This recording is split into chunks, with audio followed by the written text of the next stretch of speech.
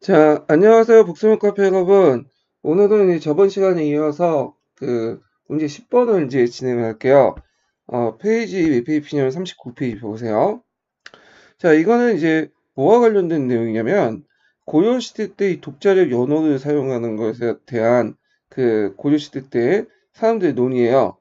그래서 이제 고려는 여러분도 알다시피 독자적 연어를 몇 번 사용했죠. 근데 이제 교과서에서는 이 독자적 연어만 사용했다 이렇게 돼 있지만 이게 어디에 주로 사용했는지 어느 때 그리고 이 연어가 계속 사용됐는지에 대해서 얘기를 안 하고 있어요.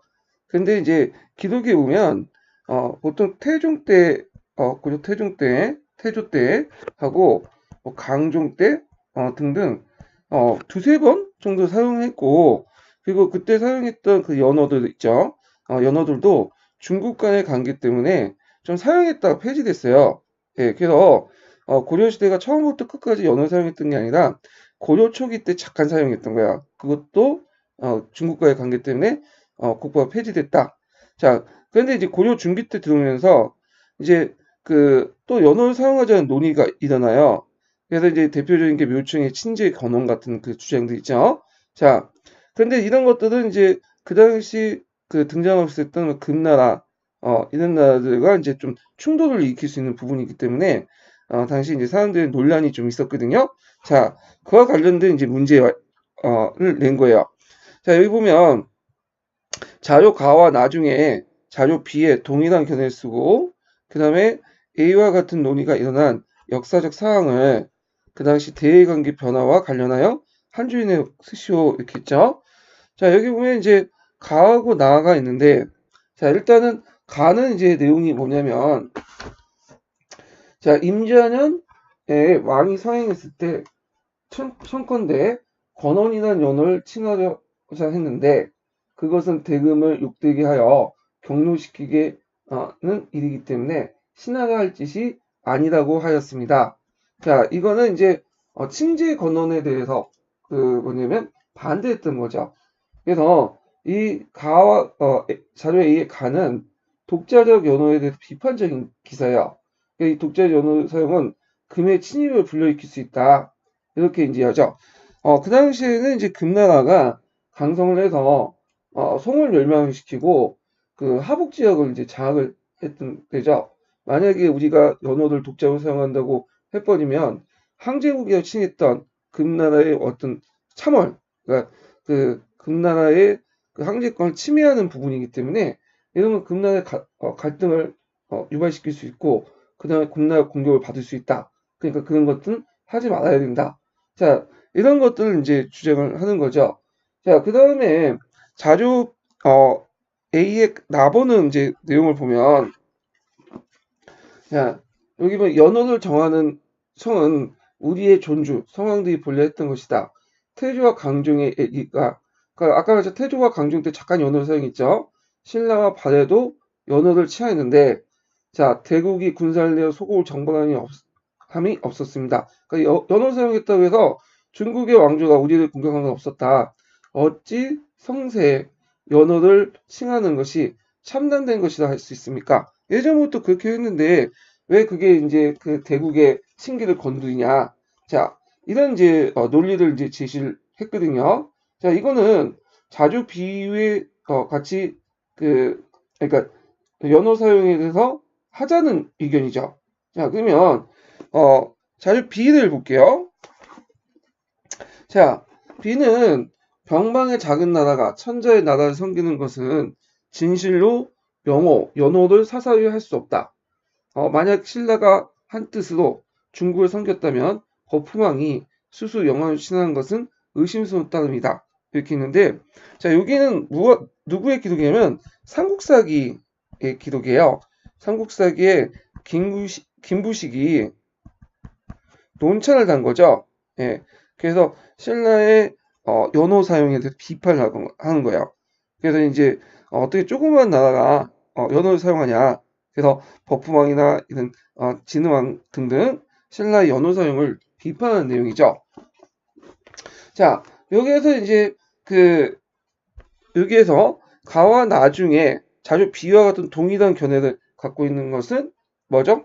예, 비판적 견해니까 가해에 해당하죠. 가해. 예, 예. 문제 쉽죠? 이거는 사지선단이나 양지선단이네요. 예, 둘 중에 가와 나만 고르면 되니까. 자, 그 다음에 A와 같은 논의가 일어나게 된 사항을 역사적 사항을 대외관계 변화에 관련돼서 그 한준인이 쓰시오. 자, 이때가 이제 12세기 때야. 12세기 때. 12세기 때 초중엽 정도 되거든요. 이런 논란이 일어났던가. 자, 그때는 이제 금나라가 거란을 멸망시키고 고려의 4대 관계를 요구했던 때죠. 그 당시 집권자였던 이재겸은 여진을 형세로 봐 섬길 수밖에 없다. 그 이소사대 큰 나라 섬기는 것은 그 예전부터 선왕의 도리다. 그래서 형세론적 사대도를 들먹거리면서 그 당시 많은 사람에도 불구하고 그는 상포 칭신하면서 군신관계를 수용했죠. 그거는 이제 이재겸이 자신의 권력을 유지하기 위해서는 대외적인 어떤 평화관계가 필요했던 거예요. 그래서 이제 그날 사대 관계를 수용을 했고요. 자, 그래서 그 당시 그 내용을 뭐냐 금이 요와 북송을 정복했다 이렇게 쓰시면 될 것 같아요. 참고로 그 당시 조정 내에서 그 연호 사용을 찬성했던 사람들은 어떤 사람들이냐? 그러니까 가의 입장을 이제 보여줬던 사람들은 어떤 사람이냐면 그 뒤에 좀 얘기지만 모총이나 뭐 백수한, 정지삼, 그 다음에 윤원이 이런 사람들이죠. 모총이라든지 그 다음에 백수한, 정지삼은 석영판이고 윤원이는 이제 개경 출신이죠. 이 사람은 일종의 강남 좌파 정도 되는 사람인데 이런 친재 권언은 상당히 찬성을 했어요. 근데 이제 묘청하고 윤원이하고 좀 약간 차이가 뭐냐면 묘청은 이제 뭐냐면 건국중벌, 서경청도, 연호사역 이런 것들을 이제 주장을 하는 반면에 윤간의 아들 윤원이는 그 당시 칭제 권언만 찬성했고 서경청도와 건국중벌을 반대했던 사람이죠. 예. 그러니까 이제 이때 그 윤원이는 뒤에 이제 묘청이가 일어날 때 이 날 진압을 했어요. 그래서 큰 공을 세웠지만 그 당시 이제 김부식이 그 정지상과 이 사람이 내통했다는 이유로 그 자천되고 말죠. 그래서 훗날 이제 신채호는 그 모총의 난을 평가할 때 모총의 경고망동을 비난하면서 그 당시 윤원이의 합리적 의견이 조정 내에 반영되지 않았던 걸 되게 안타까워했다. 이런 것들이 있어요. 자, 그래서 이렇게 있고 그 다음에 이 내용들 좀 기억을 해 두시면 될 것 같아요. 아, 참고로 제가 말을 잘못했는데 가가 아니라 이게 비판적 의견이니까 찬성했던 의견은 나죠. 예, 묘청, 백수한, 정지산, 윤호희 같은 사람들이 이와 같은 입장을 보였고요. 그 다음에 요거는 나는 누구의 의견이냐면 아까 이제 얘기했던 윤원이의 의견이에요. 요거는 예. 근데 이거 교과서에도 실려 있어요. 그리고 09년도에 윤간의 아들 윤원이에 대해서 시험문제 나왔죠. 예. 자, 그러면 11번 문제 볼게요. 자, 이것도 고려의 대외관계와 관련된 문제인데요. 자, 여기 고려 대외관계 관련돼 갖고 이제 뒤에도 몇 문제 많이 나와요. 그래서 이건 이제 주제별 내용을 이제 좀 나중에 살펴보기도 하고 고려의 대외관계가 왜 중요하냐. 자, 일본 애들이 우리나라의 그를 뭐라고 얘기했냐면 우리나라 역사를 이제 평가할 때 사대주의들 얘기했어. 사대주의. 너희들은 그 중국을 뼛속까지 섬기지 않았냐? 어? 그래서 이제 이런 얘기를 하고 있는데 그거에 대해서 이제 뭐냐면 우리 측의 반론은 너희들 얘기한 건 조선 후기 때 얘기다. 그래서 고려 때나 조선 초기까지는 그 중국과 사대 관계를 맺었지만 이건 사대주의가 아니라 나름대로 우리의 어떤 정세 판단에 맺은 사대 정책이다. 이렇게 얘기하고 있죠. 일본 같은 나라는 섬나라이기 때문에 중국에 그 관심도 없고 바다가 있기 때문에 정벌도 불가능해요. 근데 우리나라 같은 경우에는 바로 옆에 있던 나라죠. 땅으로 이렇게 붙어 있고 대륙으로. 그러다 보니까 뭐 고려나 조선 시대 때는 항상 그 중국과의 관계에서 상당히 저제다 머리를 좀 숙일 수밖에 없었어요. 그래서 중국과 갈등을 계속 빚으면 고구려처럼 이제 뭐냐면 그런 중국의 공격을 계속 받기 때문에 이렇게 이제 했는데, 그래서 이제 이소사대의 논리, 형세우적 사대론 이런 것들을 이제 내세우면서 나름대로 사대주의가 아니라 사대 정책을 했다. 그래서 하나의 이념이 아니라 외교적인 어떤 결정이었다. 외교적인 어떤 정책의 결정이었다. 이렇게 이제 볼 수가 있는 거죠. 자, 그러면 11번 문제를 볼게요. 자, 고려의 대외관계를 바르게 설명한 것은 이렇게 했는데, 강군을 설치해서 거란의 침입에 대비했다. 이렇게 있죠. 자, 요거는 언제 때 얘기냐면 정조 때 얘기야. 정종 때. 고려의 2대 왕이었던 정종 때 얘기인데, 정종은 강군사를 설치했어요. 아이고, 이게 넘어가네요. 예.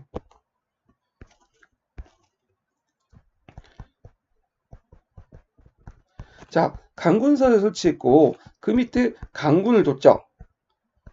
예.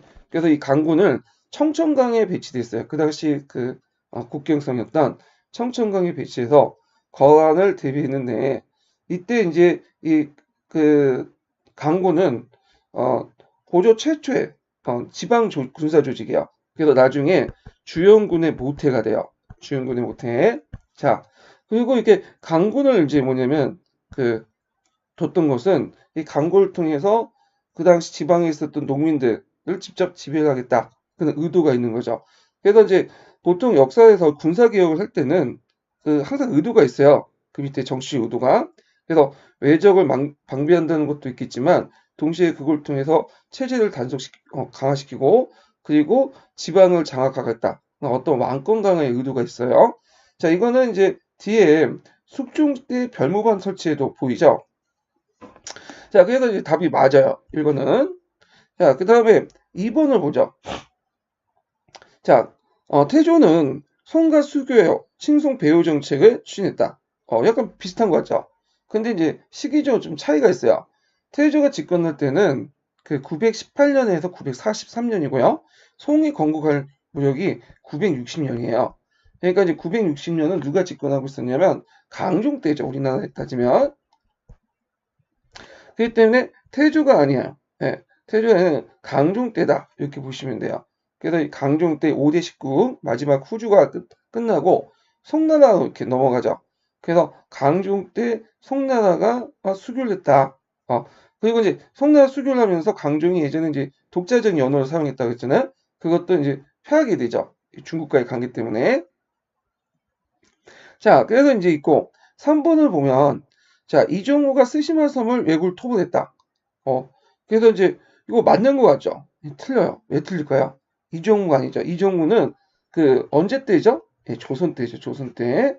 예, 조선 때 세종 1년에 대마도를 공격한 거고 이때 실제 이제 세종 1년은 상황이었던 태종이 그걸 주도했다고 보시면 돼요. 그래갖고 이제 이종우가 왜 스시마를 공격했냐? 그 당시 왜구의 근거지기 때문이죠. 그래서 대마도는 예전부터 농토가 적고 살림이 많아서 그곳에 사는 사람들이 무역과 주변 지역의 약탈을 먹고 살기 때문에 왜구의 근거지가 됐어요. 네, 그래서 이때 이제 고조시대 때는 이종우가 아니라 박이라는 사람이 우왕 때 스시마 섬을 공격해서 적선 300척을 불태우고 맞죠? 네, 이렇게 보고요. 되게 이제 우리나라에서 고조 말부터 조선까지 뭐냐면 스시마 원정은 기록상 3번 정도 보여요. 그래서 우왕 때 이종우가 한 명이고 그 다음에 태종 때 또 있었어. 태조 때. 그 다음에 또 뭐냐면 세종 초기 때 3번 있었죠. 자, 그 다음에 이제 4번을 보면 개경에 동평관을 두어서 외의 조공무역을 허용했다. 자, 여기 동평관은 뭐 하는 곳이냐면 조선시대 때 전기 때죠.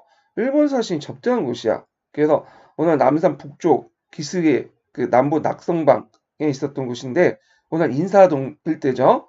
그래서 태종 때 설치됐다는 기록이 있어요. 그래서 동평관은 일본 사신들이 이제 한성 왔을 때 잠깐 머물렀던 곳인데 그래서 이제 여기가 개경이 아니라 한양과 관련된 곳이죠. 그런데 이게 이제 조선 전기 때까지 유지했다가 임진왜란 때 이 일본 사신들이 한성 오는 오면서 그냥 온 게 아니라 지도를 그려가면서 왔어요. 그래서 임진왜란 때 이 지도를 보고 일본 사신들이 만든 지도를 보고 이 길을 따라 어디를 공격한 거야? 한양을 공격한 거죠. 그래서 얘네들을 일본 사신들을 서울로 이렇게 들여서는 안 되겠다. 그래서 대신에 부산에 초량회관을 설치했어요.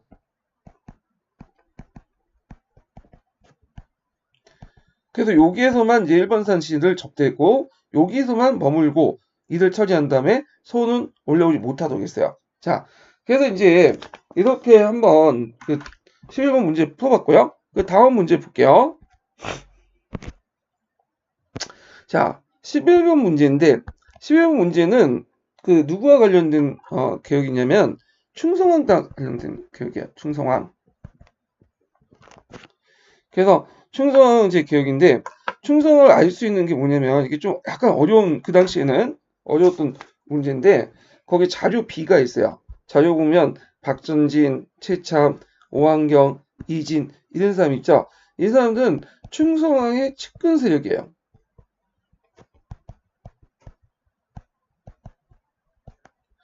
그래서 보통 이제 충자 돌림 왕 있잖아요. 그다음 공민왕 때 그런 사람들은 대개 보면 이제 세자시대 때 어디 갔냐면 중국에 가 있어.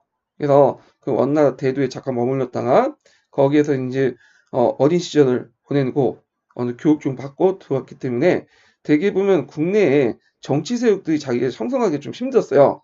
그래서 대개 보면 이제 그때 원나라로 같이 따라왔던 이 측근 세력들을 중심으로 해갖고 나중에 왕이 됐을 때 정치를 했고요. 그리고 이 측근 세력들과 그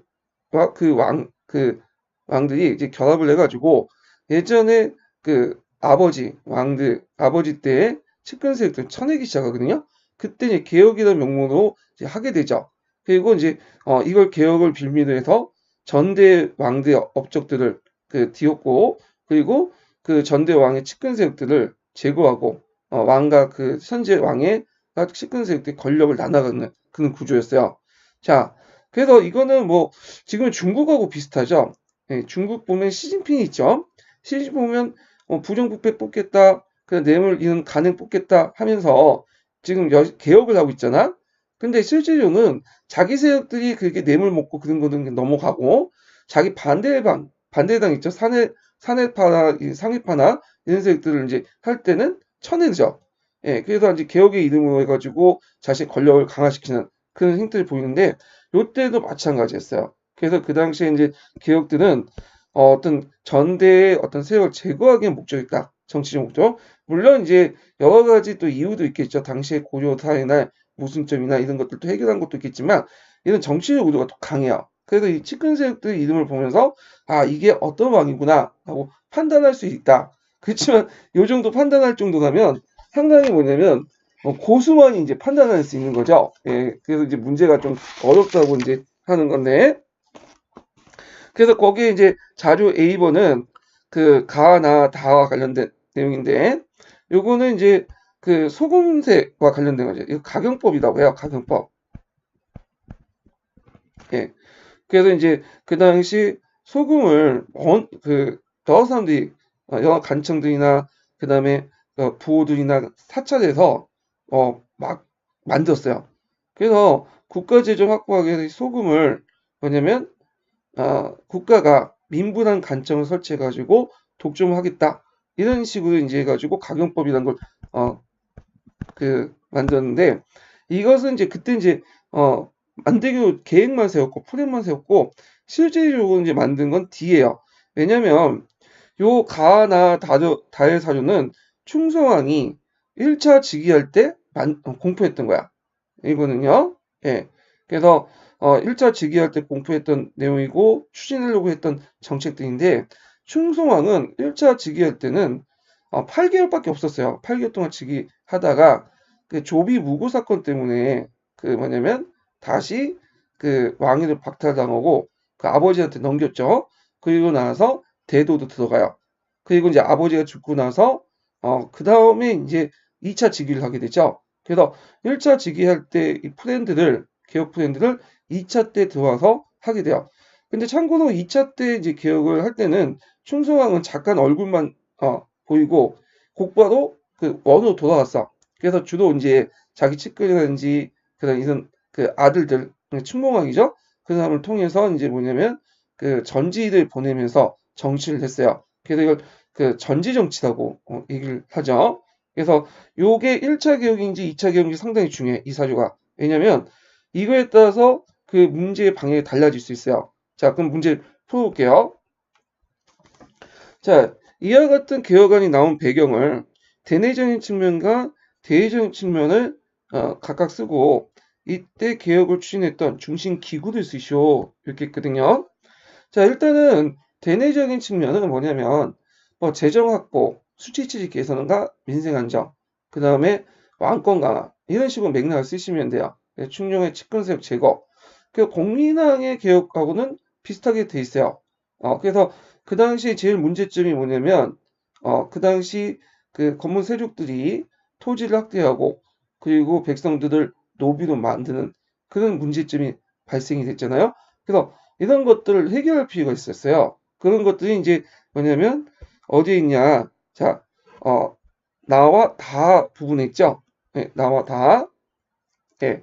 그래서 이런 그 해결하기 위해서 건물세들이 뺏었던 그 토지를 원래 주인에게 주고 그리고 노비를 다시 양이화시키는 그런 정책들이 필요했는데 자, 이건 이제 뭐냐면 전민 변전 사업이라고 하죠.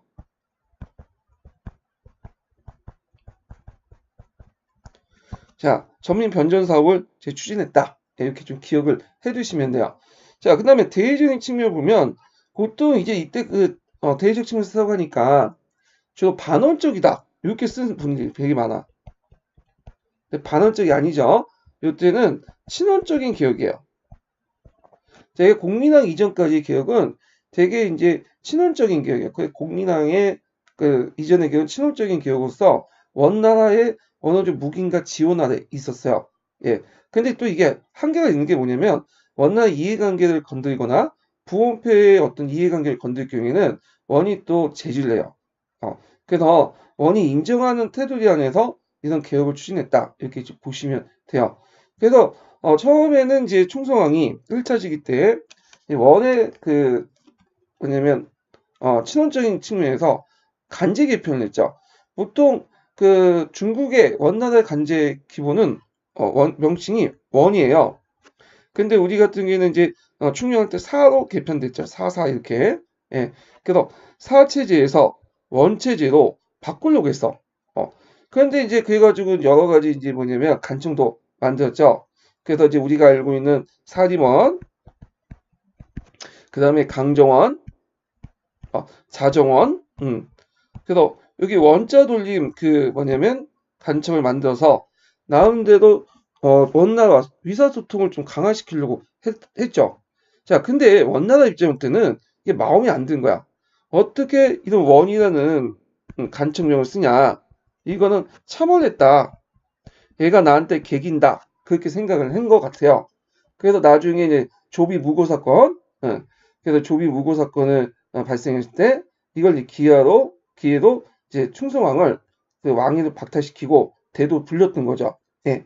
자, 그래서 이제 대외적인 변화를 보면 그 당시 원의 제2 변화와 원의 요구와 지원. 제2 변화는 이제 세조에서 성조로 넘어갈 때 원의 요구와 지원 이렇게 보는데 세조에서 성종으로 넘어갈 때 이제 이게 왜 했냐면 세조 때 이제 그 고려시대 왕은 충녕왕이죠. 근데 이제 성종이 즉위를 했는데 성종은 그 당시 이제 충녕왕하고 나이 차이도 있고 학렬로 볼 때 좀 자기보다 윗학력이에요. 그래서 그 당시 쿠비나이칸에 따졌던 제국공주가 그 뭐냐면 자기의 고모고 그 다음에 그 고모뿔 학렬이 됐던 게 충녕이죠. 그러니까 원나 당시에 성종보다 학렬 위기 때문에 좀 약간 이제 이 고려왕을 통제하기가 좀 힘들었어요. 그래서 그보다 이제 자기하고 비슷한 학년인 정력 젊은 왕이었던 충성을 내세워서 고려 통제를 하려고 했던 거죠. 그래서 충녕왕을 거의 반강제로 해갖고 그러니까 겉으로는 자발적으로 물러난 것처럼 돼 있지만 실제 반강제로 물러나서 충성을 왕위에 세웠던 거죠. 그래서 이때 이제 충성 1차 시기가 되는 거고 그러다가 아까 했지만 충성이 이제 자기한테 밑보이니까 다시 강제로 또 충녕을 또 세워요. 자, 이렇게 아버지와 아들 이렇게 이제 뭐냐 왕위를 번갈아가는 그런 정책들이 이 충성왕과 충녕왕뿐만 아니라 그 뒤에도 몇 번 있었거든요. 그래서 한 왕이 두 번 왕이 되는 경우가 있어요. 이걸 이제 중조라고 해요. 중조. 자, 하여튼 대외 정책 때문에 했고요. 그다음에 개혁기구 중심기구. 자, 그다음에 전민변전 사업을 총괄했던 기구는 어디냐? 자, 아까쯤에 그 사림원, 강정원, 자정원 이런 등등의 그 간청을 얘기했죠. 그 중에 중심기구가 사림원이에요. 사림원. 그래서 사림원은 충성왕 때 정방을 폐지하고 한림원과 승지방을 계승한 왕명출납, 그러니까 승정과 비슷한 사림원을 설치했어요. 거기에서 인사권을 장악을 해서 왕권 강화를 시도를 했죠. 그래서 이제 아까 이제 그 자료 비본에 있는 측근 세력들 이름이 있죠. 박전지, 뭐 최참, 오한경, 이진 이런 사람들은 그 사학사라고 하는데 이런 신진 관료들 등에서 개혁을 추진했다. 그런 것도 좀 기억하고 싶고요. 근데 사림원은 우리가 오래 있지 못했어요. 그래가지고 그 당시 이제 그 6개월 정도 있다가 이 사람이 왕에 물러나니까 폐지됐죠. 그 다음에 돌아와서 2차 개혁 때 이제 전민변전 사업을 이제 추진하게 되는데 요때 전민변전 사업은 뭐냐면 앞에서 이제 가경법을 구체화시키고 전민변전 사업은 이제 사림원이 이제 그 당시 없었고 어디에서 추구하냐면 정동사를 설치해요. 정동사. 2차 개혁 때. 그래서 이 정동사에서 전민변전 사업을 추진하죠. 정동사에서. 자, 그래서 아까 이제 이게 이 사조가 1차 사조가나 2차 사조냐 이게 제일 중요한 게 뭐냐면 이게 1차 사조일 경우에는 그 추진 기간이 아까 이제 사림원이 되는 거고 2차일 경우에는 이게 뭐냐면 정동사가 되는 거야. 예. 그래서 이게 1차 사유가 있고 이게 1차 직위 변동지, 2차 직위와 관련된 건지 이걸 알려면 고려사에 있는 식하지라든지 고려사의 충성왕, 그 세가 이런 것들 뒤져봐야 돼. 그래서 제가 여러분들이 수호수업과 이걸 다 뒤져보면 이제 시간 많이 걸리잖아요. 그래서 제가 그걸 관련된 근거를 4편에 실어놨어요. 예, 그래서 그거 보시고 참조를 좀 해주세요. 예. 자, 그러면 여기 이제 살펴볼 게 이제 공민왕 이전의 개혁을 이제 볼게요. 특히 이제 충성왕 중심으로 해서 좀 봐둬야 되는데, 자, 기출 주제별 정리 좀 펴보세요. 예. 69페이지. 예. 공민왕 개혁 이전, 그 개혁들을 이제 볼게요.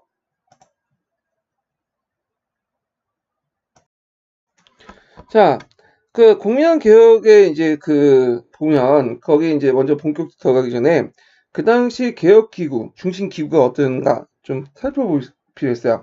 충녕왕 때는 전민변전도감이가 참고로 전민변전도감은 구에도 몇 번 나와요. 예, 우리가 이제 공민왕 때만 전민변전도감 이렇게 있는데 그 당시 전민 백성들의 땅을 돌려주고 그리고 백성들이 그 노비였던 걸 원래 양민이었던 사람 노비가 됐던 걸 다시 양민화시키는 그런 작업들은 상당히 중요한 국정자들이기 때문에 이런 전민변전 도감과 비슷한 개혁기구들을 많이 만들어놨어요. 그래서 이제 이런 그 기구 명칭들이 그 외에도 몇 번 사용됐고요. 그 다음에 이 도감이라는 말은 보통 조선이나 고려시대 때 임시 간청을 얘기해요. 어떤 목적 아래 만들어졌던 임시 간청을 전민변전 도감이라는 명칭을 쓰죠. 자, 홍자본이라는 사람은 이제 충녕의 측근 세력인데 이때 이제 그 충녕왕 때 여러 개혁과 관련된 그 상소를 올리죠. 그 상소 내용을 편민 18사 이렇게 이제 얘기하고요. 그다음 충성왕 때는 사림원이죠. 예, 사림원. 1차 개혁 때는 1차 즉위할 때는 사림원이고 그 다음에 2차 즉위할 때는 정동사 이렇게 보시면 되고요. 그 다음에 이제 가경법을 실시했죠. 이 가경법이 이제 예전에 시험 문제 많이 나왔는데 그래서 이제 소금을 독점, 생산, 판매하는 그래서 그걸 통해서 정부가 이득을 챙기는 일종의 전매제를 이제 얘기를 하는 거죠. 그래서 이제 이것을 주도했던 기구는 의영창이에요. 자, 그다음 충성왕 때는 찰리 버니 동갑, 충성왕 때는 정치도감. 이 정치도감도 가끔씩 이제 객관식 오답으로 좀 나왔어요. 그다음에 공민왕 때 전민변동도감. 이것도 이제 예전에 문제만 나왔죠. 신돈의 개혁과 관련돼서. 자, 그러면 이제 그 내용을 보면, 자, 여기에서 충령은 이제 정치를 할 때, 뭐 뒤에 여러 왕도 그랬지만, 측근 정치를 이제 했다. 그래서 특정 인물로 그 구성된 측근 그 정치를 하면서 필작덕을 이제 세우죠. 그래서 도평 의사를 견제하는 역할을 했고, 그 다음에 이제 전민 변종 도감을 설치해서 전민 변전 사업을 추진했고요. 자, 이 충성왕 때 개혁이 되게 중요한데, 충성왕 때 개혁 이후에 핵심은 원이에요, 원. 자기 아버지는 사죠, 사. 근데 사체제 폐지하고 좀 더 원나라 가깝게 해서 원체제도 만들었죠. 그래서 사리원, 강정원, 자정원 등등을 했는데, 그래서 충령의 측근세력을 제거하면서 자신의 측근세력들을 전면 내세우고 유교 이념에 따라서 왕권을 강화하죠. 그리고 관료 정치를 회복하고, 그리고 간제를 개편한 육전체제를 복구하고 사체제, 사사체제를 폐지했는데, 문제는 이런 간제 개편이나 이런 개혁들이 원나라의 입장에 볼 땐 참월 자신의 어떤 그 권위에 도전하는 거기 때문에 그거에 대해서 이제 안 좋게 봤다. 근데 충성왕은 그건 원나라 친해지려고 했던 개혁이에요. 친원적인 성격이 상당히 강해요. 친원적인 성격. 자, 그런데 이 사람이 이제 물러나고 2차 개혁을 할 때는 이제 아까 얘기했던 정농사를 설치해서 이제 했죠. 그래서 농민부담을 탕감시키고 억지로 노비가 된 사람들을 양민으로 환원시키고요. 가경법인데 이거 되게 중요하죠. 그래서 04년도에 언급됐었고 12년 기출에 오답으로 나왔어요. 한번 물어볼 가능성이 있어요. 자, 목적은 국가 수입을 증대시키고 물량한 염정을 시정하기 위해서 했고요. 그 내용을 보면 연본을 국유하고 연가를 점하여 소금의 소비자들이 위원처에 가서 구입을 하고요. 사적으로 생산, 매매하는 행위를 금지시켰죠. 그래서 한계는 개혁 정치를 뒷받침한 정치 세력이 아직 성장시키지 못했다는 거. 그리고 원의 간섭을 인정 가운데 개혁을 추진했기 때문에 한계가 있고요. 그다음에 이제 나중에 말년에 충성왕이 북경에 세운 학문 연구소가 있어. 이게 만권당이야. 만권의 책을 쌓았다 해서 만권당인데, 여기에서 많은 이제 중국의 성리학자들이 와서 그 고려의 유학자들 교류를 하게 되죠. 그 과정에서 이제 뭐냐면 그 성리학이 유입해 들어와요. 성리학이 유입. 자, 그래서 이제 그때 대표적인 사람은 이재영 이런 사람들이 대표적이고, 충명왕의 개혁 정치 볼게요. 이 충무왕의 개혁 정치도 이제 되게 중요한 건데, 자, 이 충무왕은 그 아버지가 충혜왕이죠. 이 충혜왕이 거의 뭐 막판 놀다가 결국에는 원나라한테 그 원나라 사신에 의해서 가서 기양을 가게 돼요. 그 기양 가는 동안 죽게 되죠. 그래서 어린 나이로 즉위하게 돼요. 그래서 이 충무왕이 그 개혁을 했던 건 아니고 그의 어머니 그 원나라 그 공주가 개혁을 주도를 했던 거죠.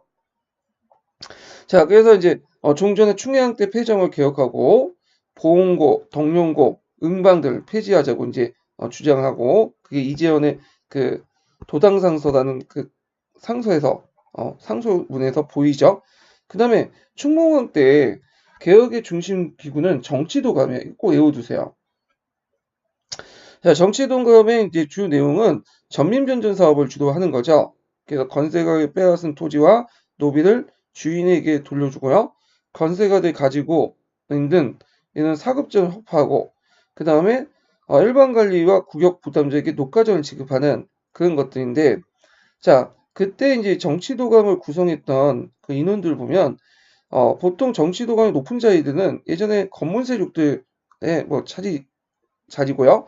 근데 실무관들, 정치관들은 대부분 신진사대부이 차지했어요. 신진사대부이. 예. 자, 이게 상당히 중요한데 왜 중요하냐? 그 당시 신진사대부들은 종전에 이제 신진사대부들과 좀 질이 다른 사람들이야. 보통 우리가 이제 그 신진사대부들 저기 무신정권부터 해가지고 얘기를 하지만 그 전에 이제 신진사대부 같은 경우에는 우리가 생각하는 개혁적 이미지보다는 좀 약간 보수적이고 측근세력이고 그 다음에 자기 이익만 챙기고 친원적인 세력들이 많았어요. 그런데 충무왕 이후부터 이재현을 비롯한 한 그 신진사대부들은 종전의 1세대 그 신진사대부와 달리 상당히 개혁적인 모습들을 보이고요. 반원적인 특징을 가지고 있고요. 그리고 이제 왕권과 연결돼서 뭐냐면 뭔가 개혁을, 이제 진정한 개혁을 추진할 때는 세력들이죠. 그래서 이들은 또 경제적 배경은 좀 달라요. 자, 일단은 이들은 강남농법의 수입을 통해서 중소지주층에서 성장했던 세력들이고, 그 다음에 또 사상적인 측면을 볼 때는 그 당시 유입된 성리학으로 이제 뭐냐면 부장했던 세력들이야. 그래서 이 신진사대부를 종전의 신진사대부가 구별시키기 위해서 신흥유신이라고 해요. 신흥유신. 그래서 충무왕 이전과 충무왕 이후의 신진사대부의 의미가 좀 구성들이 달라졌다. 그래서 최근에는 이제 풀셈에도 보시면 알겠지만 신흥유신이라는 어떤 명칭을 많이 사용해요. 이 신흥유신. 그런데 이제 충무왕의 개혁 정치도 결국에는 그 당시 기산만이라는 그 기철, 그 다음에 기항우 친척들 그 있는 기상만을 뭐냐면 치주하는 과정에 기산만이 갑자기 죽게 돼요. 그러면서 기항우의 어떤 분노를 사가지고 결국에는 이 충무의 개혁 정치 또한 끝나게 되죠. 자, 하여튼 이 충무의 개혁 정치 좀 파악을 해두시고요. 자, 그 다음에 이제 관련된 문제를 좀 풀어보면,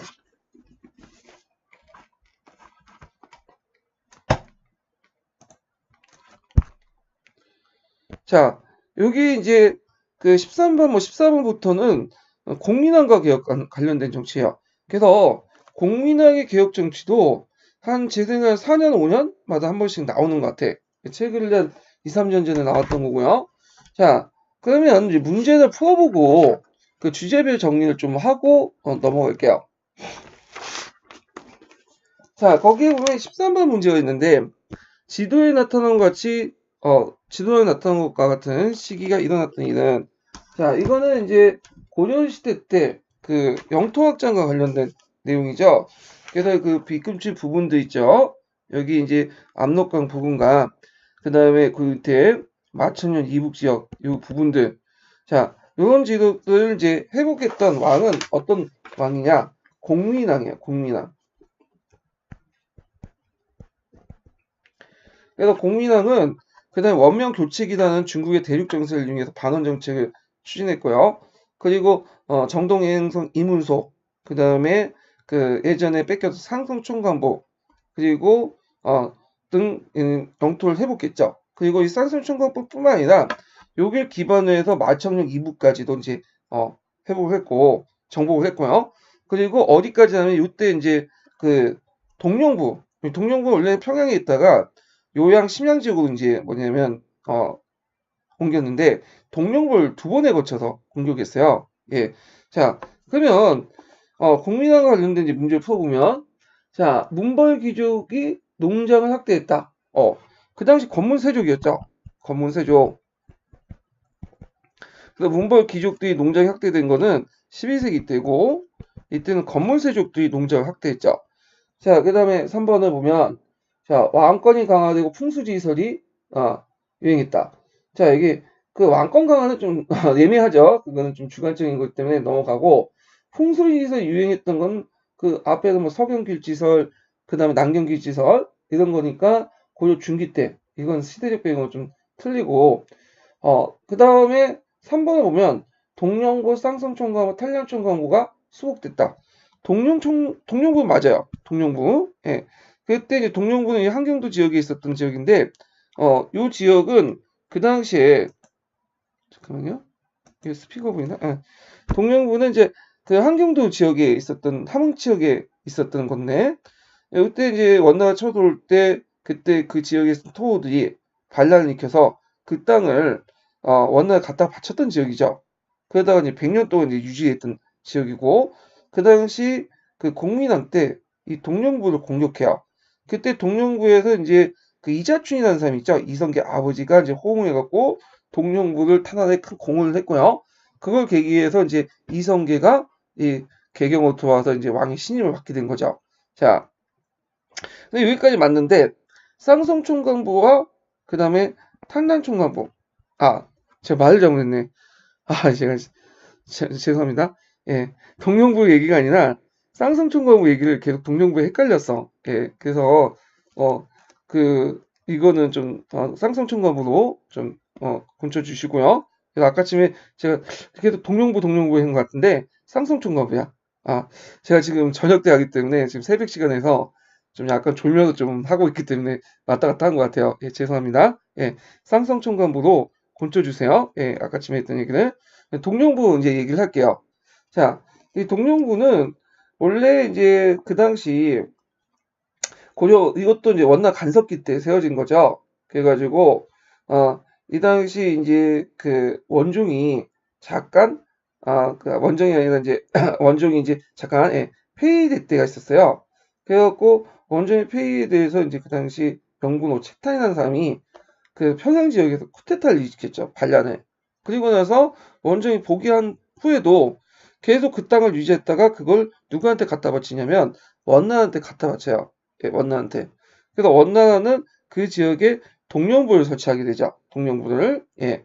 그러다가 이제 나중에 이 동령부를 충녕왕한테 뭐냐면 주게 되죠. 다시 돌려주게 돼요. 그리고 동령부는 간청은 어디로 옮기냐면 요양지역으로 옮겨요. 요양지역으로. 예. 요양지역으로 옮기고 그때 이제 많은 고려 유민들과 그다음에 그 몽고에서 잡혀왔던 포로들 요양에 이제 뭐냐면 이주시키고 그리고 그 지역에서 이제 뭐냐면 살게 하죠. 그래서 이 요양 지역에 그 뭐냐면 있는 고려의 민들을 관리 통제하기 위해서 뭘 설치하냐면 심양왕을 설치하죠. 그래서 이 심양왕이 이제 나중에 그 심양왕으로 이름이 바뀌는데 초대 심양왕은 누구냐면 충성왕이에요. 충성왕. 근데 이 충성왕이 그 당시 이제 그 두 개의 간직이 있었죠. 고려 왕이면서 심왕이잖아. 심왕. 그러니까 이 고려 그 원나라 정군에서 비판이 쏟아진 거야. 두 개 간직을 왜 두 개 왕을 다 같이 갖고 있냐. 그래갖고 충성왕이 머리 굴려갖고 고려 왕은 자기 그 아들인 충무왕한테 줬고 심왕은 그 자기 그 조카였던 왕고라는 애한테 줬어. 근데 이것 때문에 고려 왕과 심왕 간에 대립이 일어나요. 그 이후에 쭉. 그래서 이제 원나라는 이제 심왕을 통해 고려 왕을 또 견제하려고 했고요. 그리고 이 심왕들 무리를 위해서 나중에 입성칙동 같은 것들이 일어나죠. 자, 그래서 이 심왕의 근거지가 상당히 이제 어디냐면 요양 지역이고, 그리고 나중에 원나라가 쫓겨서 이제 북원으로 가서 이제 이 요양에 대한 세력권이 이제 힘을 못 쓰니까 부원 세력의 근거지였던 요양 지역을 공격할 필요가 있었어요. 그래서 두 번에 걸쳐서 요동정돌이 나죠. 1차 원정 때는 최영과 인당, 2차 원정 때는 이성계와 지영수를 거쳐갖고 이런 동령부 원정을 하게 되고요. 요동정벌이죠. 이런 것들이 이제 2차 원정은 이성계가 있으니까 이때 이성계 요동정벌도 있었고, 자, 하여튼 이런 것들이 그 용빙 원천가에 기록돼 있어요. 용빙 원천가에. 자, 그리고 이제 그 요동 지역을 정복했으면 그게 통치했어야 되는데 그 지역이 비록 무주 공산 지역이지만 주인이 없는 땅이었지만 점령하기가 좀 약간 힘들었어요. 통치하기가. 통치하려면 나름대로 고려 사람도 많아야 되고 군사력도 어느 정도 있어야 되잖아요. 근데 이제 통치하기 힘드니까 다만 이제 그 땅이 우리나라 땅이라는 걸 선포하고 그 다음에 거기에 있었던 고려 유민들 데리고 다시 들어오게 되죠. 그래서 이때부터 이제 동령부 원정을 통해서 완전히 동령부 폐지되게 돼요. 예. 자, 그래서 이제 이런 내용들 좀 기억을 같이 해주시면 되고, 근데 여기에서는 요때 그 요거와 관련돼서 얘기한 거 아니라 이거는 이거 같아요. 동령부하고 탕락종강부는 충녕왕 때 돌려준 걸 얘기를 한 것 같아요. 그 다음에 이제 쌍성총관부는 여기 이제 이건 공민왕이 이제 무적으로 이제 뭐냐면 수복을 했던 거죠. 아까 제가 그 동령부를 쌍성총관부로 그 잘못 얘기했는데, 자, 그래서 그것을 얘기했는데요. 그래서 이제 이걸 좀 그 했고, 자, 그 다음에 여기 보면 이게 그래서 이제 틀렸죠. 그래서 무역으로 이제 수복했던 건 쌍성총관부와 관련된 내용이고요. 자, 그 다음에 4번을 보면 이성계가 압록강을 건너서 요양을 점령하고 우리나라 땅을 선포했다. 아까 그 동령부 원정 요동정부와 관련된 거죠. 그래서 맞죠? 4번. 자, 그 다음에 14번 문제를 볼게요. 14번. 자, 다음은 신돈의 개혁과 관련된 글이다. 모둠에 답하시오. 그래서 신론이 전민 변전동감을 듣고 청원하고 스스로 판사가 되어서 각 간청에 알리는 포고문을 붙였다. 그래서 근래 기강이 크게 무너져 탕목함이 풍속이 되어 종묘, 학교, 창고 등의 토지와 나라 사람들이 대대로 가지고 있었던 전민을 거의 다 부여하고 세력 있는 집안이 강탈 점령했다. 그들이 앞서 주인에게 돌리려고 판결한 것은 그들을 가지고 있으며 또 양의 노예로 삼았다. 그래서 이들을 그냥 다 양으로 다시 돌려주고 신분 복귀하고 뺏었던 땅을 나눠준다. 뭐 그런 내용인데, 그러면 전민변전도감을 이제 설치한 목적, 이건 이제 아까 얘기한 것처럼 검은 세족들이 빼앗긴 땅을 돌려주고 노비를 양민화시키는 그런 정책이었고요. 자, 이런 개혁이 했던 것이 시대적 배경이 뭐냐? 이때 국외정세 면에서 이제 썼다고 했죠. 이것은 원명 교책이다. 만약에 원나라가 강했으면 이런 정책들을 못했죠. 왜냐하면 원나라가 강했으면 이제 예전에 그처럼 이게 또 터치해서 간섭을 할 거 아니에요. 못하게. 자, 그 다음에 이 개혁의 실패 원인을 개혁의 주도세력과 관련돼 갖고 쓰시오. 검문세족들의 반발과 아직 신진사대부들이 그렇게 세력이 강하지 못했어요. 그래서 이런 것들을 쓰시면 될 것 같아요. 자, 그 다음에 15번을 볼게요. 자, 고려 왕조의 지배계층 시대에 따라 여러 가지 성격을 변하여 나타났다. 자, 무신 집권기부터 실권을 장악했던 검문세족에 이어서 고려 말기에는 사대부 계층이 새로운 지배세력으로 등장하기 시작했다. 자, 사대부가 지배세력으로 등장하게 된 배경을 공민왕의 정치와 연결시켜서 얘기하시오. 자, 이게 뭐 400자 이내도 설명하시오 이런 문제는 최근에 이제 안 나오죠. 근데 이제 대차 그 내용 자세한 내용은 제 3편 기출문제 분석편에도 써놨지만 크게 이제 사대부와 관련된 내용을 보면 정방을 폐지하고요. 정방 폐지 많이 나오죠. 정방은 왕권이 약할 때는 다시 부활했다가 강할 때 또 폐지하고 그래요. 그래서 정방은 원래는 신진사대부를 등용한 코스였지만 이게 나중에 검문세족들이 장악하면서 오히려 신진사대부를 등용하는 막는 어떤 인사기구가 된 거야. 그래서 이걸 하고 그 다음에 성균관을 중용하죠. 성균관. 네. 이 성균관은 예전에 국제학원 같은 경우에는 유학이나 기술학부 이런 것도 있었는데 이 성균관은 오직 성리학만 뭐냐면 배우게 하는 거죠. 그래서 성균관에 이색을 이제 거기에 총장에 임명해요. 그래서 이색을 중심해서 그 일종의 정도전, 그 다음에 정몽주 등등 이색의 제자들이 키워지게 되죠. 자, 그 다음에 또 가거제가 개편되죠. 가거제.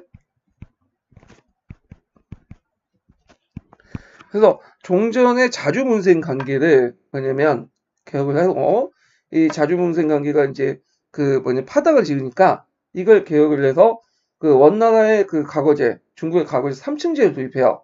그래갖고 우리가 이제 알다시피 이때 전시가가 도입되죠. 전시가가 도입해갖고 이런 것도 있다. 그래서 정방 폐지, 성균관 중용, 가거제 개혁은 그 당시 새롭게 등장했던 신진사대부를 재생산하는 그런 역할을 했다. 이렇게 좀 기억을 해두시면 될 것 같아요. 자, 그 다음에 이제 16번 문제 볼게요. 자, 16번 문제도 이제 국민화의 개혁정치와 관련된 내용이죠. 자, 여기 보면 다음에 제시한 왕의 재기간에 일어난 사실 옳은 것은 자, 성균관을 다시 짓고 이색을 성균관 대사성원 임명하고요. 성균관의 학생 수를 늘리고 정몽주와 이숭이 같은 성균관대 교관을 겸직했다. 전민변조도감을 설치했다. 자, 여기도 이제 알 수 있듯이 요거는 공민왕과 관련된 거죠. 요 사료는 앞에 있는 사료가 겹치죠. 공사연도에 나왔던 그 사료들과 겹쳐 있는 부분이죠. 자, 그러면 문제를 풀어보면 자, 정치도감을 설치해 패정을 개혁했다. 자, 이거는 언제 때 얘기해요? 충무왕 때 얘기죠. 충무왕 때. 그래서 충무왕 때 정치도감 꼭 기억을 해두시고 그 다음에 4번 또 나왔네요. 공사 기출문제에 나왔던 건데 13년 기출문제에 나왔던 거죠. 04년 문제에 나왔던 것을 13년에 또 냈어요. 오답이지만 충성이죠. 자, 그 다음에 도감이라는 게 있는데, 자, 여기 명칭에도 볼 수 있듯이 하약과 관련된 내용이에요. 요거는 우왕 때요, 우왕.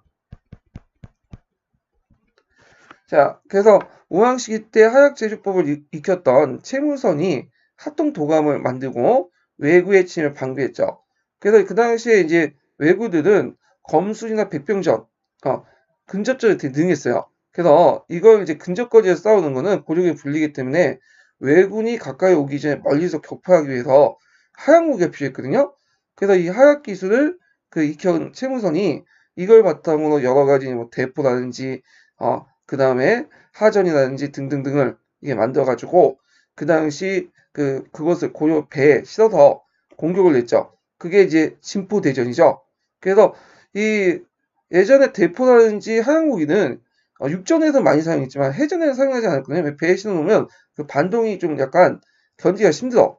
근데 고려의 배는 밑바닥이 평저선이죠.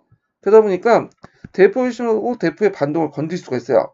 그래서 이제 뭐냐면 최초로 이 배에 실어가지고 왜구를 격파한 해전으로서 그 하양무기를 쓰는 게 그 유명한 진포해전이야.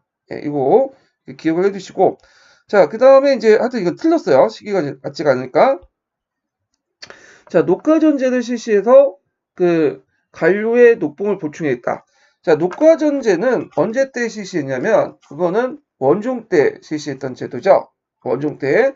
그래서 원종이 개경 한도 이후에 전시가가 부족하니까 관료들에게 지급할 토지가 없으니까 그 개경 주변의 경기 지역을 파전 지역을 녹과전을 설치해서 관료에게 지급을 했어요.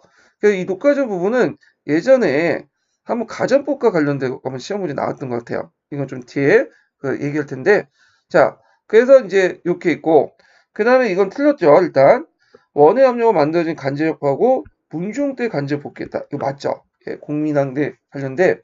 여기에서 이제 원나라 때 간제를 이제 타파하고, 그러니까 예전에 뭐 그 원나라가 만들었던 예전에 만들었던 그 이성 육부제도가 원나라 일정을 참원한 거잖아요.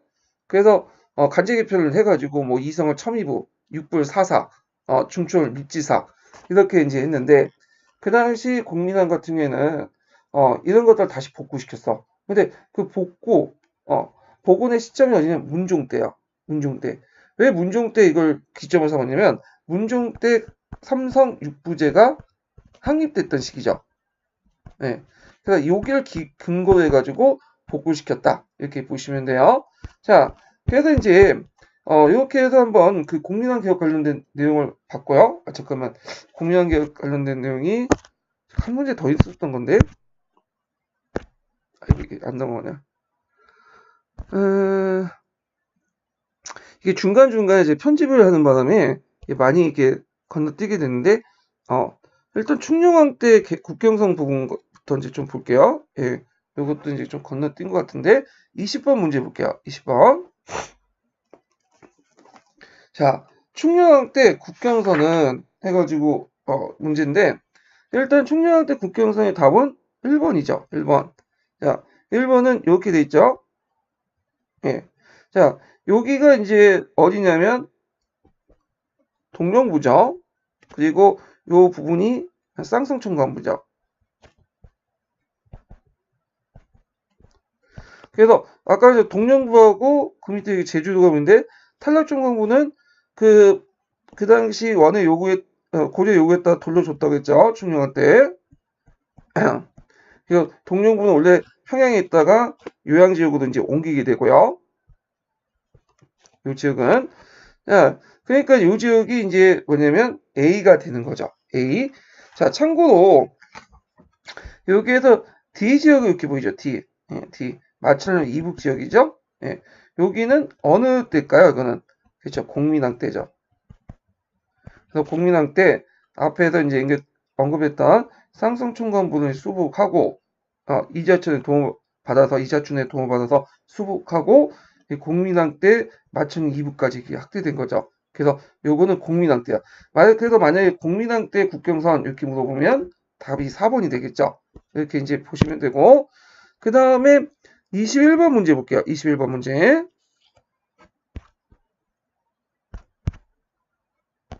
예. 자, 가의 명칭과 그 업무를 쓰시오. 그리고 밑줄친 왕이 가를 폐지한 이유를 쓰고 밑줄친 기획이 니은으로 바뀐 이유를 쓰시오. 이렇게 있는데, 자, 그는 사저에서 뭘 두고 문서를 뽑아서 이에 속하게 했다. 이 기구는 예전에 최충원이 건설을 부리게 된 이로 불을 두고, 불하는 것은 고려시대 때는 그 내재 요양체제를 취했기 때문에 대개 보면 안쪽은 황제로 칭했어요. 중국과의 관계에서는 왕이라 칭했지만 황제는 여러 제후들을 두고 있죠. 형식상. 그래서 제후들에게 계부의 권리를 줬어요. 그러니까 주로 뭐냐면 거기에 그 불을 설치해서 자기가 나름대로 관리를 두고 통치할 수 있는 불을 설치했는데 고려시대 때 계부의 권한을 받은 사람들은 되게 그 왕족들이었어요. 왕족들. 근데 이제 예외적으로 최충원 같이 뭐냐면 무인 집권자들이 부라는 그 계부의 권한을 또 받았거든요. 이걸 얘기하는 거야. 독자적인 간청을 설치할 수 있는 권한을 얘기하는 거죠. 그래서 있고 사사로이 전환. 전환이라는 것은 고려나 조선시대 때 버섯아치 이름을 적은 책을 얘기해요. 그래서 이부와 병부에서 각각 작성해서 인사 이동 시 참고를 했고요. 이걸 바탕으로 해서 전주.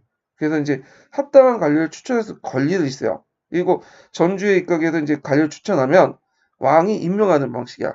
대개 보면 별것 아니면 되게 그 전주권을 가지고 있는 사람들이 추천한 사람 중에 1순위 명단들을 왕이 임명을 해요. 예. 자, 하여튼 이때 그 뭐냐면 정방 밑에 뒀던 간직이 정색 승선, 정색 상서, 정색 소격. 예전에 그 애호 두셔야죠. 요게 나오면 무조건 정방이에요. 정방. 예. 그래서 이런 그 간직들을 뒀다. 자, 그다음 왕은 밑줄치 왕은 누죠? 딱 보니까 공민왕이에요. 공민왕. 공민왕이고 공민왕이 아까 언급한 것처럼 정방을 폐지했죠. 그래서 그 업무를 전리사와 군부사로 담당하겠다. 자, 정방의 주요 업무가 인사권이잖아요. 그래서 인사권 업무를 그 사사 중에 하는 전리사 군부사를 폐지해요. 담당을 하겠고, 그다음 이 왕은 5년 6월 이 기구를 영원히 폐지하고 상품 이하의 가는 재산과 더불어 진퇴를 결정하게 하고요. 7품 이하의 가는 이부와 병부에서 진퇴를 의논하여 보고했다. 그래갖고 이제 이런 것들을 이제 거기 인사권을 나눴다는 거예요. 인사권을. 예. 그래서 인사권을 이제 나눴고 각기 뭐냐면 인사권을 나눠서 그 뭐냐면 했고 그래서 이제 이부와 병부에서 진퇴를 논의했던 건 인사권은 이제 하이즈 인사권을 이부 병부에서 뭐냐면 결정했다. 이렇게 이제 그 내용을 지금 얘기를 하는데 자 앞에 언급한 전리사 군부사는 호부와 이부를 얘기한 거고요. 그 전리사 군부사가 폐지돼 갖고 다시 이제 육부체제 다시 바뀌죠. 그래서 그 문간의 인사권, 문간 하위직 인사권은 이부가 장악하고 그 다음에 문간 하위직 인사권은 병부가 장악했다. 자, 그래서 요 내용들 얘기하고 있어요 지금요. 자, 그 다음에 이제 그 명칭은 요 가의 명칭은 뭐와 관련해? 정방. 그 다음에 정방의 그 업무는 그다음 관리의 인사 처리 이렇게 이제 보면 되고요. 그 다음에 여기에 보면 이제 그 여기에서 가가 폐지한 이유, 가가 폐지한 이유는 아까 이제 교과서에서 나온 내용인데 검은 세족들이 간직을 독점하기 때문이고 그 인사권을 장악해서 왕권을 강화시키려고 했다. 그래서 신진사 대부의 진출을 제약하려고 했다. 이런 것들 이제 쓰시면 되겠죠. 이 내용은 뭐 교과서에도 있어요. 그러니까 이 교과서 내용을 참조하시면 될 것 같아요. 이 부분은 자, 그 다음에 이제 그 기획과 니은이 폐지된 바뀐 이유. 그러니까 기획시 전리사 군부사가 니은으로 이부와 병부로 이렇게 한 것은 앞에서 초창기 때는 사사에 해당하는 분이자 전리사 군부사가 그래서 이제 됐는데 이부와 병부는 육부체제가 다시 부활된 거야. 그게 부활될 수 있었던 그 이유는 원명 교체기 때 원나라세력이 약하기 때문에 이 틈을 통해서 예전에 문종 때 그 체제로 복귀시킨 거죠. 그리고 이걸 통해서 반원 자주 정책을 추진하기 위해서 간부 개편하고 관련돼서 좀 받아보시면 될 것 같아요. 자, 그 다음에 이렇게 있고, 자, 그 다음에 이제 여기에 덧붙인 말은 앞에서 이제 사료에 보면 그 2기구를 영구히 폐지했다 이 말이죠. 아까 이제 그 정방을 영구히 폐지했다. 근데 이 정방은 나중에 또 부활돼요. 예. 그래서 그 신돈이 집권할 때 그 뭐냐면 지인방, 차차방이라는 이름으로 이렇게 뭐냐면 부활하고요. 그 다음에 외야도 해군위의 정방이 또 확파되죠. 외야도 해군 때. 그리고 그 업무가 인사 업무 상서사로 그 업무가 이관됐다가 조선 초기 때 다시 2조 병조 이렇게 이제 담당을 하게 돼요.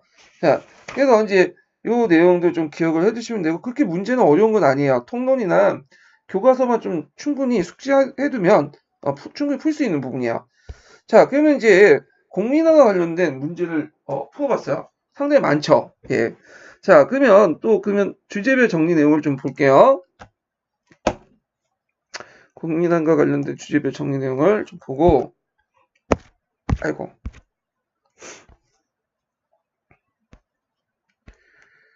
자, 국민항의 그 개혁정책 배경을 보면 원명 교체인게요. 그래서 그 당시 대내적인 측면은 반원 정책이고, 그 다음에 대내적인 정책은 권문세적 억압해서 왕권을 강화하는 개혁정책을 추진했는데, 자, 반원 정책 주요 내용은 기철 등 부원배를 제거하고 정동행성 이문소를 확파했죠. 이 정동행성은 형식적인 기관이지만 실제로 이제 그 밑에 상당히 이문소가 많이 많았거든요. 그래서 이문소는 이 부원배들이 장악을 해갖고 원나와 관련된 사법 관련된 기구 사건들을 다뤘어요. 그래서 지금도 보면 예전에 권위정우 공부나 지금도 보면 좀 진보적인 세력들은 좌파니 빨갱이니 반민이 이렇게 하면서 공격하잖아. 마찬가지로 자기 반대파를 반원이라고 하는 딱지를 붙여 공격해서 처리했던 기구야. 네, 그래서 이 피해가 상당히 많았다. 그 다음에 상성총갑을 공격해서 청령 이분당을 회복하고요. 명예사신을 포기해서 친명정책을 포방해죠. 그 다음에 요동정벌 하죠. 자, 기천을 제거하고 정동행성 이문서를 해제하고 상성총갑 공격한 것이 한날 1시에 일어났어요. 동시에. 요동정벌은 이제 동령벌 정벌이라고 하죠. 동령부 정벌. 그래서 1차 정벌과 2차 정벌. 그래서 이성계가 이제 2차 정벌 때 이제 활동했던 사람이고, 동령부 요양을 점령하고 우리 영토를 선포하고 거기에 있었던 고려 유민들 데리고 왔죠. 그 의미는 부원세력의 근거지를 제거하고요. 친원세력들을 단죄했다. 이렇게 보시면 돼요. 자, 그 다음에 대내 정책은 권문세력들을 억압하고 왕권을 강화하는 개혁 정책을 추진했는데, 자, 아까 얘기했지만 문종 때 기준 삼성 육부제를 복구시키고요. 그리고 사사를 폐지하고 육부를 다시 설치하고 그 관련된 내용을 아까 얘기를 했죠. 자, 그 다음에 권문세족들이 간집 독점 기구였던 정방을 폐지하고 이건 시험 문제 나왔고요. 성균관을 중용하고 가거제 개혁을 했다. 그래서 사장에서 경학 중심으로 전시제를 도입했다. 사장이라는 건 문장이야. 문장. 경학이라는 것은 그 유교 경전을 얘기하는 거죠. 예. 그래서 정광 폐지, 성균관 중용, 가거제 개혁 이런 것들은 뭐와 연결되냐면 예전에 시험 문제 나왔지만 신진사대별 기반학충하고 연결됐어요. 그리고 신돈을 내세워서 건신을 축출하고 신진사를 등장했죠. 물론 나중에 신돈을 제거했지만 그 다음에 예전에 시험 문제 나왔던 게 전민변전도감이죠. 외워두세요. 자, 권문세족들이 빼앗은 토지를 원래 주인에게 돌려주고 노비로서 양이 된 자를 해방시키죠. 그렇지만 이 당시에 또 상황이 또 복잡했었어. 홍건족도 침입해오고 두 번에 걸쳐서 침입해오죠. 그래서 이제 그 개경을 벌이고 저 안동으로 도망가기도 하고 그 다음 외구 침입도 많았어요. 그래서 일시적으로 반원 노선을 유지했지만 전반적으로는 반원 기조를 유지했다. 잠깐 이제 그 반원 노선을 유보해갖고 그 당시 그 원나라 연호도 다 복귀하고 그렇게 했지만 전반적으로 볼 때는 반원적이고 친명적인 정책을 했다 이렇게 보시면 되죠. 그리고 이때 홍건적과 왜구를 침입할 때 큰 공헌을 했던 사람이 누구죠? 이성계죠. 이성계가 신진사대로 결합을 했어. 이 당시에. 그래갖고 이제 그 정몽주의 소개로 정도준이 이성계를 만났죠. 저쪽 동북면에 있는 국경을 지켰던.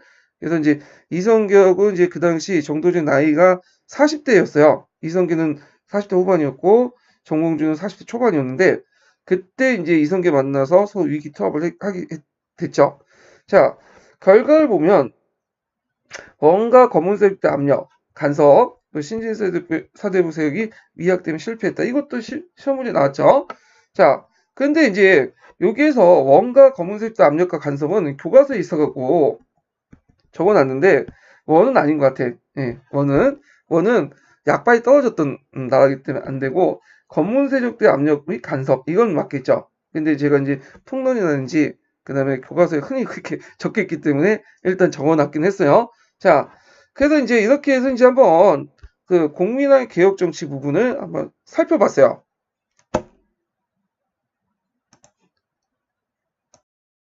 자, 17부부터는 뭐와 관련된 내용이냐면 그 고려 대외 관계와 관련된 내용이죠.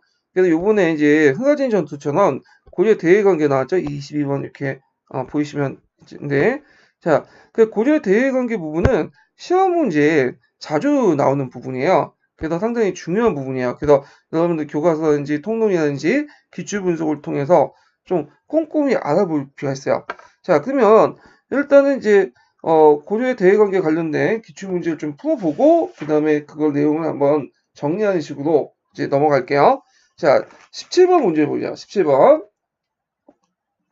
자, 다음 가와 나는 거란 및 여진에 대한 인식이나 정책을 보여주는 사조이다. 자, 이걸 시기수로 바르게 나열한 것은 이렇게 있는데, 자, 17번에 이제 가와 관련된 내용을 이제 뭐냐면, 자, 여기 이제 그 가는 일단 이게 순서가 일단은 순서대로 얘기하는 게 낫겠네요. 일단 답은 3번이고 순서대로 좀 얘기해 볼게요. 자, 첫 번째 첫 번째 시기적 앞선 건 나죠. 자, 거사는 금수의 나라이니 풍속이 같지 않고 언어 또한 다르니 의관 제도를 상가 본받지 말아야 된다. 이건 어디에 있는 내용이에요? 예, 훈유 10조에 있는 내용이야. 훈유 10조. 예. 그래서 고조 이제 태조가 죽을 때 했던 유언이죠. 그 다음에 두 번째 뭐냐면 다예요. 자, 우리나라가 삼골통일한 이래로 47년이 되었으나 사졸들은 편안히 잠을 잘 수 없고 권량하는 허비야만 면하지 못함은 것은 서북의 오랑캐야. 이웃이 서북의 오랑캐를 뜻하는 사람은 이제 거란족, 그다음 뭐 여진족 이 정도 볼 수가 있겠죠. 자, 그래서 이웃이 되어서 병박을 막는 일이 많았기 때문이다. 자, 요와 관련된 이제 사료는 어디와 이제 관련되면, 자, 단서가 됐던 것이 여기 있죠. 예, 통 4만 이래 47년 이렇게 있고요. 4만을 통일한 이래 47년. 그래서 이 47년을 계산을 해보면 그 당시 936년에 통일했으니까 983년에 해당하죠. 983년. 그래서 이제 이때가 성종 때예요. 그래서 이 내용은 성종 때에 최승우가 올렸던 심호 28조 1조 내용이야. 그래서 국경 확정과 방어책과 관련된 내용이죠. 그래서 이제 이게 있고 그 다음에 이제 세 번째가 뭐냐면 나죠. 나를 보면 그 당시 지금 임금이 지위를 잃었다. 지위를 잃었다. 이에 명하여 수사도중서 신양 평장 사유관을 행여 대원수를 삼고 지추밀 원사 한림학사 승지 오연춤을 부원수를 삼아서 그 당시 그 정예 병사였던 30년을 이끌고 하여금 오로지 정벌을 하게 했다. 그래서 여기에서 이제 볼 수 있던 것이 간직명이 중요한 게 아니라 여기에 이제 이름 두 명이 나오죠. 누가 나와요? 그 앞에 윤간 이렇게 나오고 그 다음에 뒤에 오연청 이렇게 나오는데 그러면 이제 이 시기가 이제 어느 시기냐? 이 시기는 이제 그 예종 때 여진 정벌 내용이야. 그래서 그 당시에 이제 여진족은 통일국가를 형성하지 못하고 분열돼 있었는데 그래서 고려는 황제국을 취하고 이들을 이제 제후국을 삼았죠. 그래서 범국 역할을 했어요. 그래서 보통 여진족 중에 이제 그 고조 밑에 있는 여진족들을 보통 동쪽의 여진족에서 동쪽의 범국의 동번이라고 했고 여진족들은 이제 고려를 부모의 나라로 이제 여겼죠. 자, 그리고 여진족들과 이제 여러 가지 이제 뭐냐면 교린 관계를 유지를 했는데 이때 이제 그 당시 여진 쪽 북만 쪽 지역에 와이엄부가 등장하게 돼. 이 와이엄부가 11세기 후반부터. 그래갖고 이들이 새 구협을 해가지고 그 내려오게 돼요. 그러니까 거기 그 동변 그 토착 여진족 애들이 점점 있었던 세력들이 점점 그쪽으로 넘어가게 되죠. 그래서 와이엄부가 여진족 통합하고 계속 한경도 부분은 내려오니까 동변의 여러 기미주들을 점령하고 그래도 놔두면 안 되겠다. 그래서 처음에는 고조가 인간과 윤관을 파견했어요. 근데 여진족 기병한테 패배를 하게 돼. 이게 숙종 때 얘기인데 결국에 이 패배로 장성 밖에 있는 여진족 세력들, 그러니까 예전에 동본이라고 일컫던 토착 여진족 세력들이 다 거기로 넘어가서 그 와인부 쪽으로요. 그래서 패배 후에 이제 숙종 때 윤관의 건의를 수용해서 별무반을 편성하죠. 그래서 이 별무반은 이제 신기군, 신보군, 항마군 이렇게 구성됐고 특히 여진족이 기마대가 강하기 때문에 그냥 기병이 신기군을 강화시켜 놨어요. 자, 그래서 이제 이 숙종 때는 군대 훈련만 했고요. 예종 2년에 그 사조 나에서 볼 수 있듯이 윤관을 원수로 그 다음에 오연충 부연수에서 17만 대군을 동령족이 공격했죠. 그래서 여진족을 이제 몰아내고 그 지역에 동북 구성을 이제 설치하죠. 물론 동북 구성의 위치에 들렸어 그냥 항평설, 길주설, 두만관설 이런 이제 여러 가지 의견이 존재하고 있고요. 그와 관련된 내용들은 제가 기출문제 분석편에 자세히 실어놨으니까 한번 읽어보세요. 자, 그 다음에 마지막으로 가죠.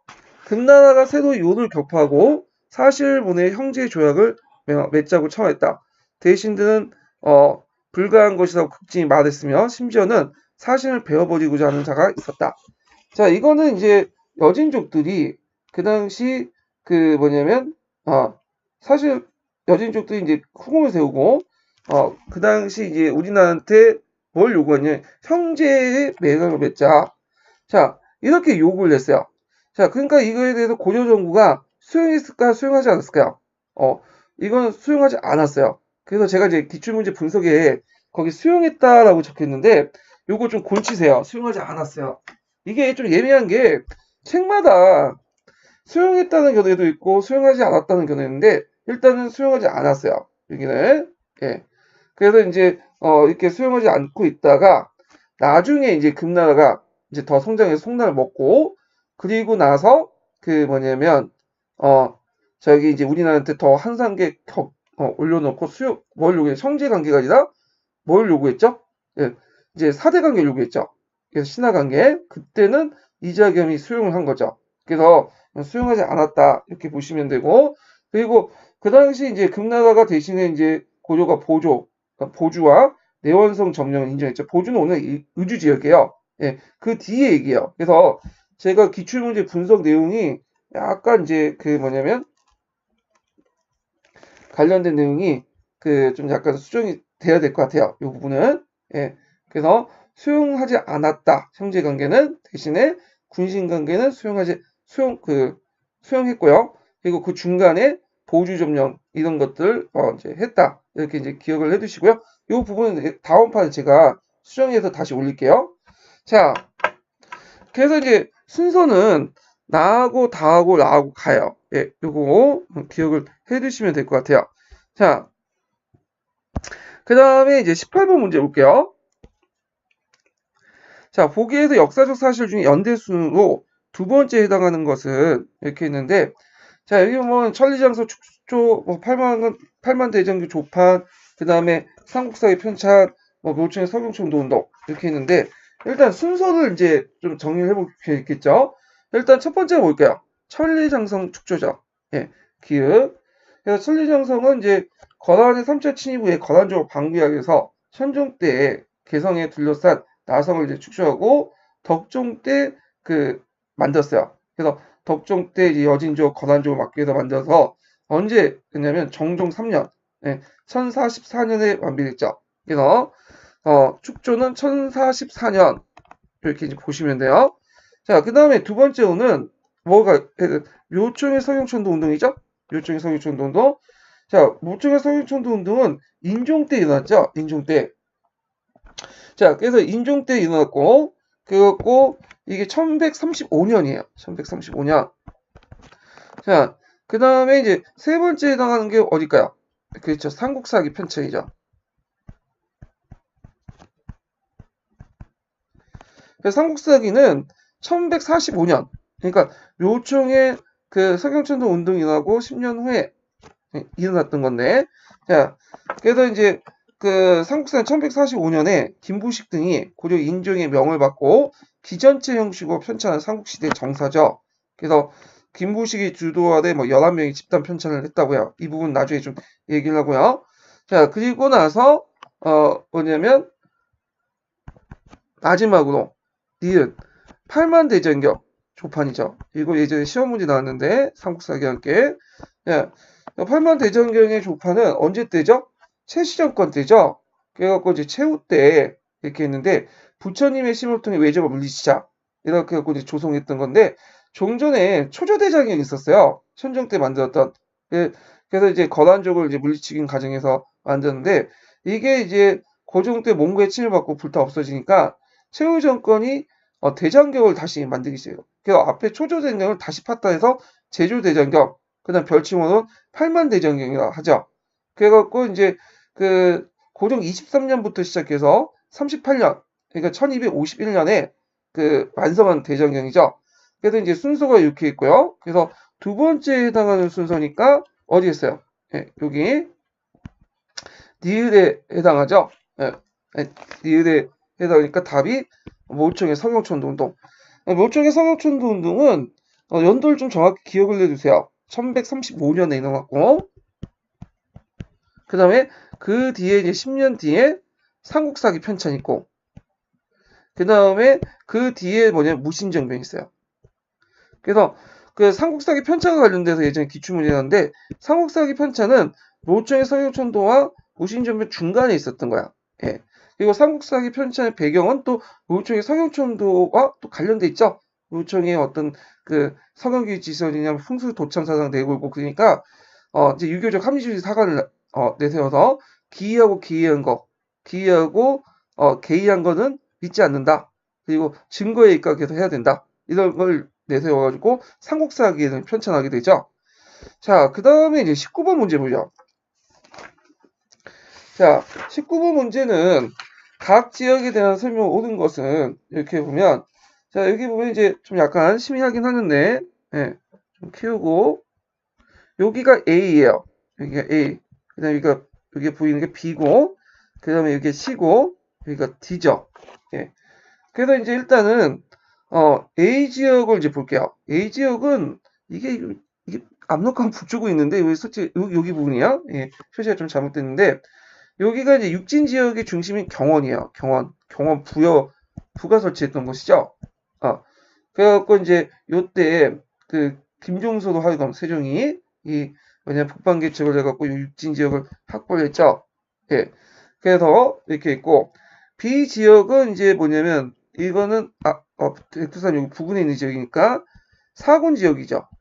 사군 지역도 세종 때 최은덕을 이제 해가지고 파견해서 거기를 지배를 했던 저기 지배해서 사군을 설치했죠. 근데 여기가 이제 관리하기 좀 힘들어가지고 나중에 폐사군 시켜요. 그러니까 행정 명칭은 없애고 다만 이제 거기에 이제 우리나라 영토지만 행정은 그 군이었던 사군은 없애버렸죠. 그렇지만 영토는 우리나라 영토로 하고 이런 조치를 이제 취하게 되는데 자 하여튼 이거 시는 이제 어디냐? 시는 보통 신의주라고 생각하지만 예전에 이제 신의주는 신시가지 쪽이고 의주죠. 의주. 네, 의주.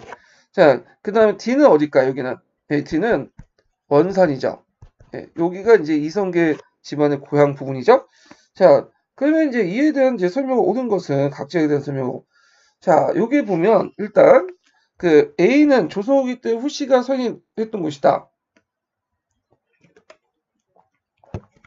자, 후씨라는 거는 그 다음에 청나라 때 후금이나 그 관계에서 그 후금들이 이제 그 등장하고 나서 청나라가 등장하고 나서 우리나라 시장을 요구했죠. 그게 이제 계시예요. 그래서 그 당시 여진족들은 명나라하고 이제 다투기 때문에 이제 시장 물건을 살 수가 없었어요. 그래서 우리나라 이제 시장을 그 당시 그 정혼한 이후에 요구를 했고, 우리나라에서 그걸 받아들여가지고, 그 당시 게시를 이제, 곳곳에 설치했죠.